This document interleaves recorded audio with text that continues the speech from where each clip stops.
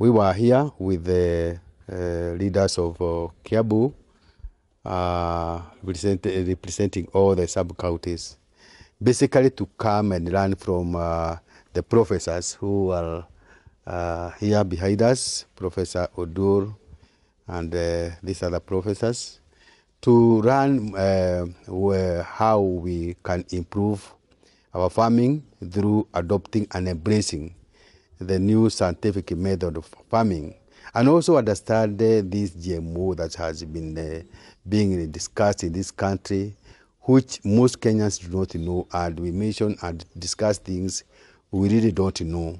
So we have interacted with the professors from Nairobi University, and we have learned quite a lot, because we read a lot of people in this country, and this country has been experiencing a problem of food insecurity, and therefore we would want to know how best we can embrace ways and means of doing better farming, away from the traditional way of method which has been with us for far too long, and yet we have continued having a problem of famine in our country. Yet we have a good land, we have water, we have very hard working Kenyans. We have learned that there are many other countries that have embraced this modern technology of farming, and they are food secure. And some are even smaller countries than even Kenya. By the way, all along I thought GMO is that food that once you eat, you develop cancer. We did not know that it's only a mere method of perhaps picking a gene from a more resistant plant, then putting it into our, maybe say, maize. Then once they are developed, they make the plant more resistant either to drought or to diseases or to the pest. And that is all what is GMO. And I think we have been consuming GMO without knowing, and we have been condemning GMO and saying it is bad, yet we do not know the information.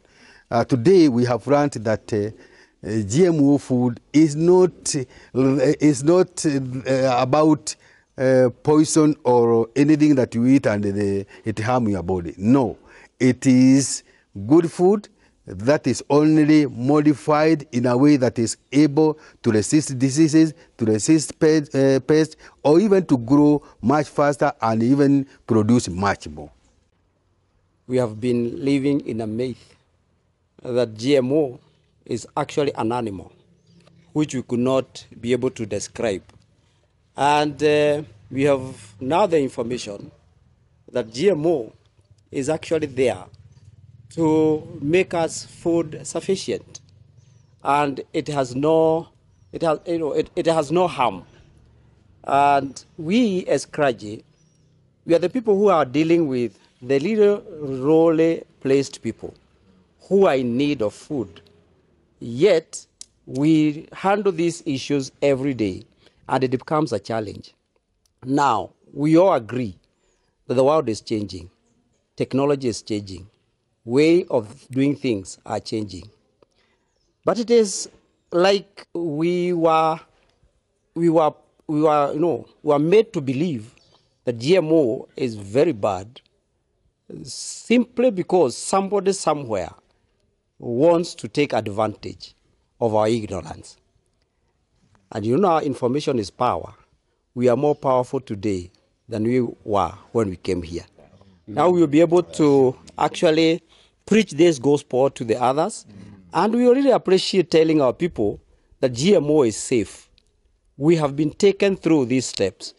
And we also urge our leaders who are so vocal in condemning it, that unless we join hands together, we will still continue suffering from food insufficiency. But if we hold together, I'm sure we will actually not remember that there is food insufficiency. We gathered together with the clergy through the Pentecostal and evangelical churches in Kenya, because one of the problems that we have had in this country is that we have good technologies that can be applied to improve food production and therefore avoid suffering for millions of Kenyans who are facing starvation, and so that we can reduce our imports into the country of food products that we are able to produce. One of the reasons why these technologies have not been adopted well is that the masses, the population, have not gotten the information. And we know very well that the clergy have managed to pass information on other technologies in the past, such as the HIV campaign in the last 20, 30 years in Kenya. We are choosing the church mainly because these are trusted messengers. And we know they speak the truth. We know they have no conflict of interest. Their method and their ability and their motive is just that their members get true information and nothing else. So we hope that the government will support that cause.